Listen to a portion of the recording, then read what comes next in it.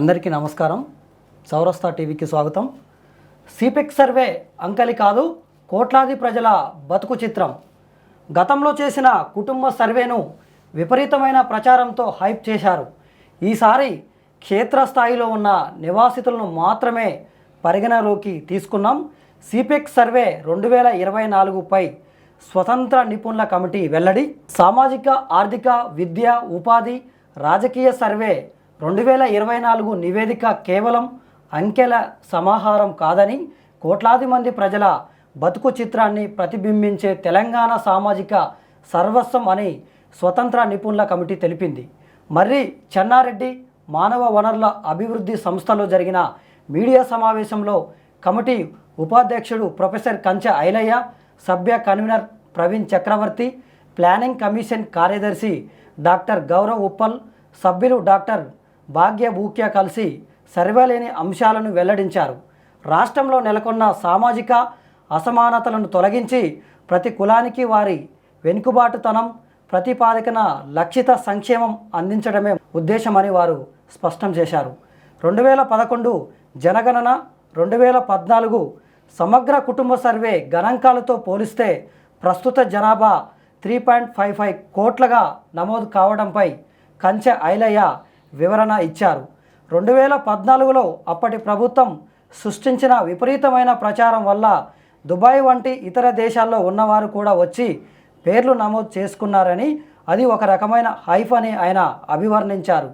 కానీ ఈసారి ఎటువంటి ఆర్భాటం లేకుండా క్షేత్రస్థాయిలో ఉన్న నివాసితులను మాత్రమే పరిగణలోకి తీసుకోవడం వల్ల గణాంకాలు వాస్తవానికి దగ్గరగా ఉన్నాయని తెలిపారు. 2011 నాటికి ఉన్న ఉమ్మడి ఆంధ్రప్రదేశ్లోని ఉద్యోగుల వలసలు, 7 మండలాల విలీనం వంటి అంశాలు కూడా వ్యత్యాసానికి కారణమయ్యాయని పేర్కొన్నారు. 2027లో register general of India RGI ఇచ్చే లెక్కలే అంతిమమని, అప్పటి వరకు రాష్ట్ర సంక్షేమ పథకాలకు ఇదే ప్రామాణికమని ఆయన స్పష్టం చేశారు. అంటే వాస్తవంగా గతంలో చేసిన కుటుంబ సర్వేను విపరీతమైన ప్రచారంతో హైప్ చేశారని చెప్తున్నారు. అంటే సమగ్ర కుటుంబ సర్వే 2014లో కేసీఆర్ హయాంలో జరిగిన దాన్ని బాగా హైప్తో చేసిరట. ఇప్పుడు చేసింది క్షేత్రస్థాయిలో ఉన్న నివాసితులను మాత్రమే పరిగణలోకి తీసుకొని లెక్కలు చేసినామని చెప్తున్నారు. కమిటీ ఉపాధ్యక్షులు ప్రొఫెసర్ కంచె ఐలయ్య గారు ఉస్మాన్ యూనివర్సిటీలో ఆయన ప్రొఫెసర్గా చేయడం జరిగింది. ఇప్పుడు కాంగ్రెస్ పార్టీకి రాహుల్ గాంధీ గారికి కూడా చాలా దగ్గరగా ఉన్నాడు అనేది మనం గమనించాల్సిన విషయం. వాస్తవంగా ఏంటంటే ఈ యొక్క 2014లో జరిగిన సమగ్ర సర్వే ఒకటే రోజు చేసిన సర్వే 2014లో. కానీ మొన్న జరిగిన సర్వే ఏంటంటే ఆ సర్వే ఒక టైం ఇచ్చిర్రు, ఒక టైం పీరియడ్ ఇచ్చి ఆ టైం పీరియడ్లో చేసుకోవచ్చు అనేది టైం పీరియడ్ ఇవ్వడం వల్ల అందుబాటులో ఉన్నోళ్ళు వాళ్ళకు అవకాశం ఉన్నప్పుడు సర్వేలో పాల్గొనడం జరిగింది. కానీ కొన్ని అపార్ట్మెంట్లలో కావచ్చు, కొన్ని కాలనీలలో కావచ్చు అసలు సర్వే జరగలేదనేది ఒక రకమైన దీని మీద అపవాదం ఉంది. అంటే దానివల్ల ఏంటంటే ఇప్పుడు తీసుకున్న లెక్కలు వాస్తవానికి కొంత దూరంగా ఉన్నాయి అనేది కొంతమంది మేధావుల విమర్శ కూడా ఉంది దీనిపైన. వాళ్ళు చెప్పేది ఏంటంటే ప్రొఫెసర్ కంచె ఐలయ్య గారు, మేము గతంలో తీసుకున్న 2014 సమగ్ర కుటుంబ సర్వే కన్నా కూడా చాలా బాగా చేశామని చెప్తున్నారు. కానీ ముఖ్యంగా ఇందులో బీసీ లెక్కలు తీసుకున్నట్టయితే, బీసీ కులాలకు సంబంధించిన లెక్కలు తీసుకున్నప్పుడు సమగ్ర కుటుంబ సర్వేలో దాదాపుగా 52% చూపించడం జరిగింది బీసీ కులాలని. కానీ మొన్న జరిగిన కులగణాల్లో కేవలం 46% మాత్రమే తగ్గించి చూపించారు. అంటే బీసీల సంఖ్య తగ్గింది, ఓసీల సంఖ్య పెరగడం జరిగింది. కానీ ఇవాళ ప్రొఫెసర్ కంచె ఐలయ్య లాంటి ఒక బీసీ మేధావి ఇవాళ ఏం చెప్తున్నాడంటే ఇది నిజంగా సమగ్ర సర్వే, ఇది కరెక్ట్ జరిగింది, సిపెక్ సర్వే 2024 ద్వారా పర్ఫెక్ట్ లెక్కలు తీసినామని చెప్పి ఆయన చెప్పే ప్రయత్నం చేస్తున్నారు. కానీ బీసీ కుల సంఘాలు కావచ్చు, బీసీ మేధావులు కావచ్చు, ఇవాళ ఈ లెక్కలపైన అనేక అనుమానాలకు వాళ్ళు తెరదీయడం జరిగింది. అంటే వాస్తవంగా ఏంటంటే వీళ్ళు చెప్పే లెక్కలకు గతంలో ఉన్న లెక్కలకు అసలు పొంతం లేకుండా పోయింది. ఒక్కసారిగా బీసీ జనాభా ఏమో తగ్గింది, అమాంతం ఓసీ జనాభా పెరిగింది. అంటే ఇది ఎట్లా సాధ్యమైంది అనేది చాలామంది బీసీ మేధావులు, ఇంటలెక్చువల్స్, కొంతమంది మాజీ ఐఏఎస్లు కూడా ఈ యొక్క సర్వే పైన వాళ్ళు కొంత ఇబ్బందికరంగా ఉంది, ఈ సర్వే సరైన లెక్కలు తీసుకురాలేదని చెప్పడం జరుగుతున్నది. ఇంగ్లీష్ విద్య అందుబాటులో ఉన్న కులాల్లో వృద్ధి, ఇంగ్లీష్ మీడియం విద్య మెరుగ్గా అందుబాటులో ఉన్న కులాలే వేగంగా అభివృద్ధి చెందుతున్నాయని కంచె ఐలయ్య పేర్కొన్నారు. నాణ్యమైన విద్య అందరికీ సమానంగా అందకపోవడం వల్లే కులాల మధ్య అసమానతలు పెరుగుతున్నాయని, ఏ వర్గాలకైతే ఇంగ్లీష్ విద్య అందుబాటులో లేదో వారే అభివృద్ధి పరుగులో వెనుకబడిపోతున్నారని స్పష్టం చేశారు. విద్యారంగంలో వస్తున్న మార్పులను అందిపుచ్చుకున్న వర్గాలే ఇప్పుడు అధికార ఆర్థిక వ్యవస్థలో ముందంజలో ఉన్నాయని వివరించారు. ఎస్సీ ఎస్టీ వర్గాల 45% మంది ప్రజలు నేటికి దినసరి కూలీలుగానే జీవనం సాగిస్తున్నారని కమిటీ సభ్యులు వెల్లడించారు. సరైన విద్యా నైపుణ్యాలు అందుబాటులో లేకపోవడం వల్ల వీరంతా అసంఘటిత రంగంలో శారీరక శ్రమపైనే ఆధారపడి బతుకుతున్నారని, ఆర్థిక స్వావలంబన లేక వెనుకబాటుతనానికి గురవుతున్నారని పేర్కొన్నారు. ఇది మాత్రం చాలా వాస్తవానికి దగ్గరగా ఉంది. ఇంగ్లీష్ విద్యకు సంబంధించిన రిపోర్ట్ మాత్రం చాలా వాస్తవానికి దగ్గర ఉంది. ఎందుకంటే ఇంగ్లీష్ విద్యను అభ్యసించిన అభ్యర్థులే ఇలా ఉద్యోగాలలో కావచ్చు, సాఫ్ట్వేర్ రంగంలో కావచ్చు చాలా ముందు వరుసలో ఉన్నారు. కానీ గ్రామీణ ప్రాంతాల నుంచి వచ్చిన అభ్యర్థులు తెలుగు మీడియంలో చదువుకోవడం వల్ల ఇవాళ టీఎస్పీఎస్సిని, మన టీజీపీఎస్సిని ఇప్పుడు మార్చిన టీజీపీఎస్సిని కూడా చూసుకున్నట్టయితే మొన్న సెలెక్ట్ అయిన గ్రూప్ 1 అభ్యర్థుల్లో కూడా ఇంగ్లీష్ మీడియంలో ఎవరైతే ఎక్కువగా రాసిరో వాళ్ళకే ఎక్కువ ఉద్యోగాలు వచ్చినాయి అనేది చాలా ప్రచారంలో ఉంది. దాని మీద కోర్టులకు వెళ్ళడం జరిగింది, సుప్రీంకోర్టు దాకా కూడా వెళ్ళడం జరిగింది.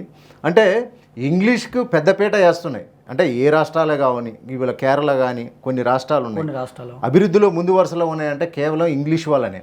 ఇంగ్లీష్ అనేది నేర్చుకోవడం వల్ల మనకు అభివృద్ధిలో ఒక భారతదేశమే కాదు, అవసరమైతే వేరే దేశాలలో కూడా ప్రపంచవ్యాప్తంగా కూడా తిరిగి మన యొక్క నైపుణ్యాన్ని ప్రదర్శించే గొప్ప అవకాశం ఉంటుంది. కాబట్టి ఇంగ్లీష్ విద్య ఖచ్చితంగా అమలు చేయాలి, అందరికీ అందుబాటులోకి తీసుకురావాలి.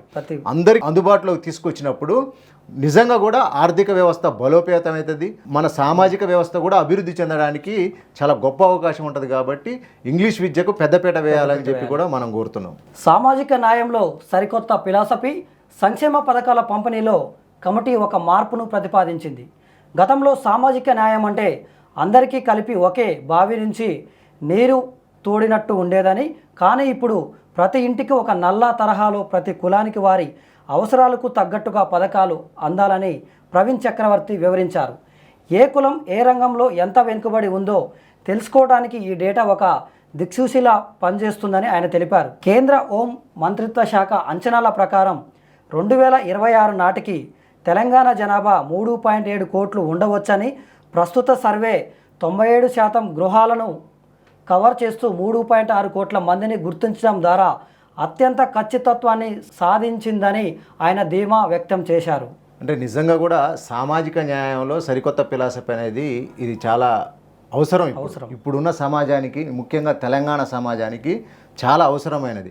ఆయన చెప్పినట్టుగా ఒకే బావి నుంచి నీరు తోడినట్టుగా ఉండేది గతంలో. సామాజిక న్యాయం అంటే అందరికీ కలిపి ఒకే బావి నుంచి నీరు తోడినట్టుగా ఉండేది. కానీ ఇప్పుడు ప్రతి ఇంటికి ఒక నల్ల తరహాలో ప్రతి కులానికి వారి అవసరాలకు తగ్గట్టుగా పథకాలు అందాలని చెప్పి ప్రవీణ్ చక్రవర్తి గారు చెప్పడం జరిగింది. ఇది ఖచ్చితంగా పాటించాల్సిన అవసరం ఉన్నది. దాదాపుగా 3.6 కోట్ల మందిని గుర్తించడం జరిగిందట. అత్యంత ఖచ్చితత్వాన్ని సాధించిందని ఆయన ధీమా వ్యక్తం చేశారు. అయితే అయ్యుండొచ్చు, కానీ కులాల విషయంలో మాత్రం చాలా అపోహలు ఉన్నాయి. దాన్ని నివృత్తి చేయాల్సిన అవసరం ఈ తెలంగాణ ప్రభుత్వం పైన ఉంది. కులాల పేర్లు, సాంకేతిక పొరపాట్లపై వివరణ. నివేదికలో కులాల పేర్లలో దొరికిన కొన్ని పొరపాట్లపై కమిటీ వివరణ ఇచ్చింది. ముఖ్యంగా బీసీఏ జాబితాలోని మేదరి కులాన్ని మెహతారుగా పేర్కొనడంపై వచ్చిన అభ్యంతరాలను పరిగణలోకి తీసుకున్నారు. ఇది ప్రభుత్వ ఎనిమరేటర్ల మాన్యువల్లో ఉన్న సాంకేతిక పొరపాటే తప్ప కమిటీ సొంతంగా సృష్టించింది కాదని కంచె ఐలయ్య స్పష్టం చేశారు. బీసీ కమిషన్ సిద్ధం చేసిన జాబితా ఆధారంగానే సర్వే సాగిందని, ప్రాంతాల వారీగా కులాల పేర్లలో ఉన్న వైవిధ్యం వల్ల కొన్ని చోట్ల మేర, కురుబ వంటి పదాల విషయంలో స్వల్ప గందరగోళం ఏర్పడిందని తెలిపారు.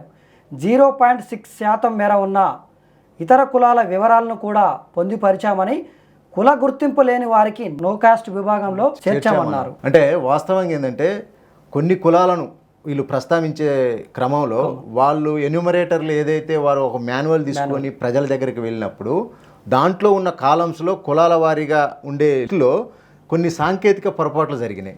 వారు చెప్తున్నట్టుగా ఇలా మేదరి కులాన్ని మెహతారుగా అందులో చూపించడం జరిగింది, బీసీలో ఉన్న మేదర్ కులాన్ని. అదేవిధంగా మేర కొన్ని చోట్ల అంటే ఈ బీసీ కమిషన్ సిద్ధం చేసిన జాబితా ఆధారంగా సర్వేలో కులాల పేర్లో ఉన్న వైవిధ్యం వల్ల కొన్ని చోట్ల మేరా కురుబ వంటి పదాల విషయంలో స్వల్ప గందరగోళం ఏర్పడిందన్నమాట.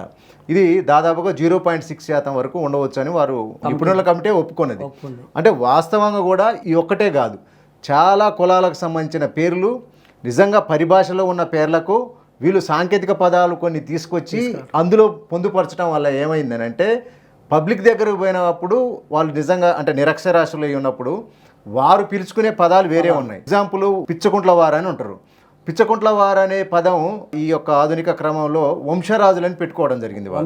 మామూలుగా వెనుకబడిన కులాల్లో భాగంగా వంశరాజులు అని వాళ్ళు కొంచెం సంబోధించి కొద్దిగా గౌరవప్రదంగా పిలుచుకునే విధంగా దాన్ని పెట్టడం జరిగింది. అంటే కొన్ని కులాలు వాటిని ఆ పదాలని అర్థం చేసుకోలేకపోయిన పరిస్థితి కూడా ఇందులో ఉన్నది. అంటే వంశరాజులు అంటే బ్రాకెట్ పెట్టి దాంట్లో ఇట్లా పిచ్చుకుంట్ల వారు అనేది అట్లా ఏమైనా మెన్షన్ చేసినా అంటే ఇట్లా కొన్ని చిన్న చిన్న పొరపాట్లు ఉన్నాయి. అవి 0.6 వరకు ఉంటుందని కమిటీ ఒప్పుకున్నట్టుగా మనకి ఇక్కడ కనపడుతున్నది. కనీస వసతులకు దూరంగా చెంచులు నల్లమల్ల అడవుల్లో నివసించే సెంచు తెగ జనాభా 35,583గా ఉందని, వారి కాంపోజిట్ వెనుకబాటుతనం ఇండెక్స్ 108 పాయింట్లుగా ఉందని డాక్టర్ భాగ్యబుక్య వెల్లడించారు. వీరికి ఇప్పటికీ విద్యుత్, సురక్షిత తాగునీరు సౌకర్యాలు అందట్లేదన్నారు. నిజంగా కూడా నల్లమల్ల అడవుల్లో కావచ్చు అంటే చాలా ఆటవిక ప్రాంతాల్లో జీవించే జనాభా మామూలుగా వాళ్ళు మన గ్రామీణ వ్యవస్థ కూడా పూర్తి దూరంగా ఉంటారు.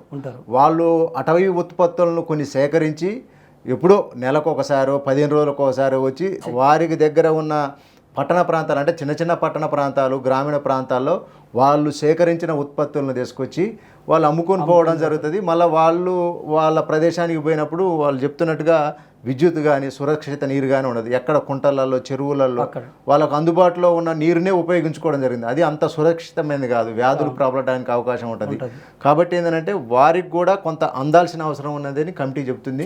కొన్ని విషయాలలో వాళ్ళు చాలా స్పష్టంగా చెప్పారు. కానీ కులాల విషయంలో ముఖ్యంగా బీసీలకు సంబంధించిన జనాభా లెక్కల విషయంలో ఇవాళ ఈ కమిటీ ఇచ్చిన నివేదికలో కొంత అనుమానాలకు తావు ఏర్పడది. మేధావులు అనుమానాలు వ్యక్తం చేస్తారు. ఆ అనుమానాలను నివృత్తి చేసి చేయాల్సిన అవసరం కమిటీ పైన ఉన్నది, ప్రభుత్వం పైన ఉన్నది. కాబట్టి ఆ దిశగా ఆలోచన చేయాలని చెప్పి మేము కోరుకుంటున్నాం.